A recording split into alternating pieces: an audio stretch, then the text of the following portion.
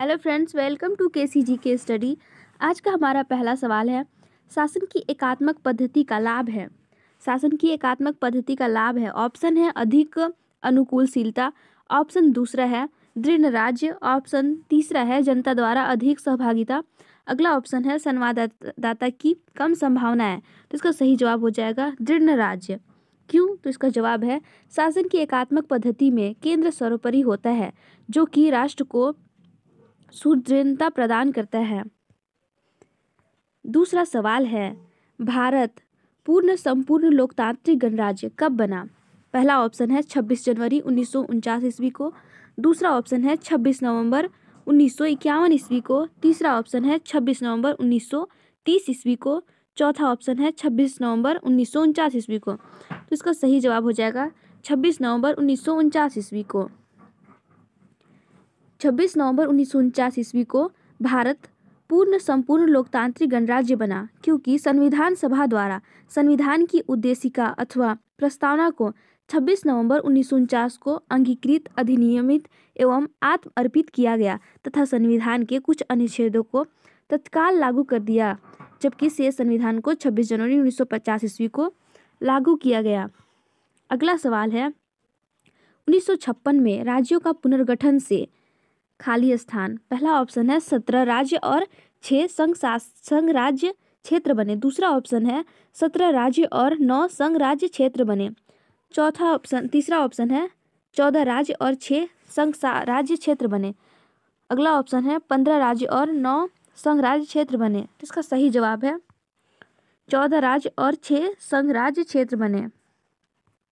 1956 में राज्यों का पुनर्गठन करने से 14 राज्य क्रमशः आंध्र प्रदेश, असम, बिहार, मुंबई, केरल, मध्य प्रदेश, मद्रास, मैसूर, उड़ीसा, पंजाब, राजस्थान, उत्तर प्रदेश, पश्चिम बंगाल और जम्मू कश्मीर तथा 6 संघ क्रमशः दिल्ली, हिमाचल प्रदेश, मणिपुर, त्रिपुरा, अंडमान और निकोबार द्वीप समूह तथा लक्षद्वीप बने।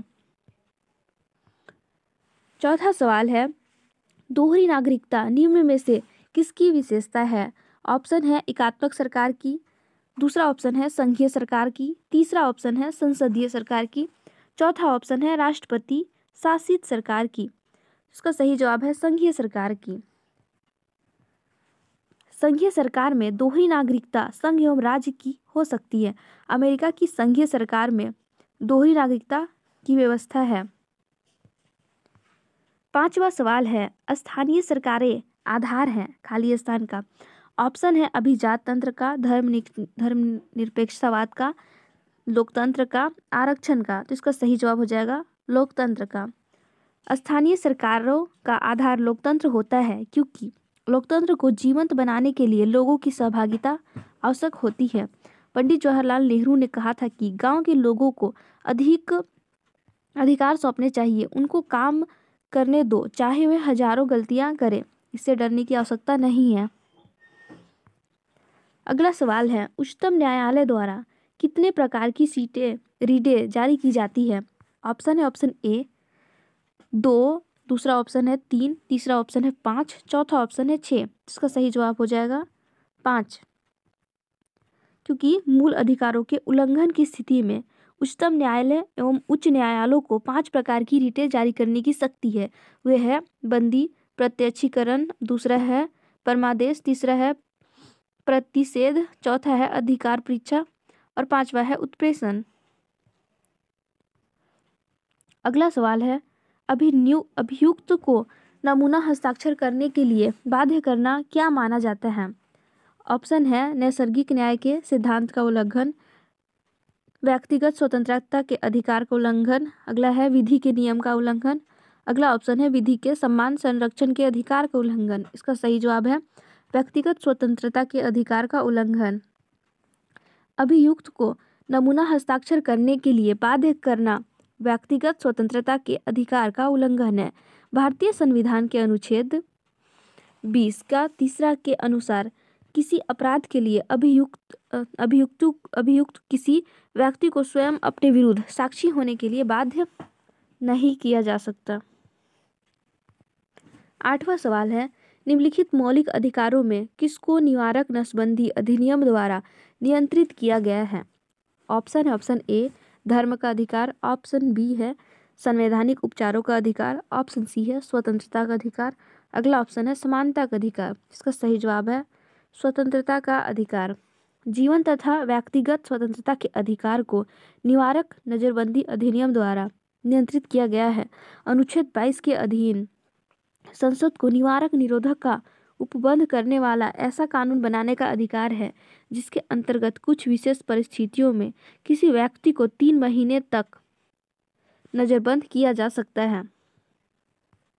9वां सवाल है, भारत के संविधान में शामिल राज्य नीति के निर्देशक सिद्धांतों की अवधारणा किसके संविधान से ली गई है, यानी किस देश के संविधान से ली गई थी। पहला ऑप्शन है ऑस्ट्रेलिया, दूसरा है यूएसए, तीसरा है कनाडा, चौथा है आयरलैंड। इसका सही जवाब हो जाएगा आयरलैंड। भारत के संविधान में शामिल अनुच्छेद 36 से 51 तक राजनीति के निर्देशक सिद्धांतों की अवधारणा आयरलैंड के संविधान से ली गई है। ऑस्ट्रेलिया के संविधान में समवर्ती सूची, यूएस के संविधान से मूल अधिकार तथा कनाडा के संविधान से संघीय व्यवस्था की उदारता ली गई है। 10वां सवाल है, भारत के राष्ट्रपति को स्वेच्छा निर्णय अधिकार के अंतर्गत क्या प्राप्त है।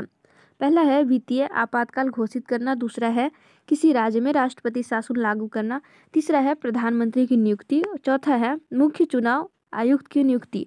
इसका सही जवाब है प्रधानमंत्री की नियुक्ति।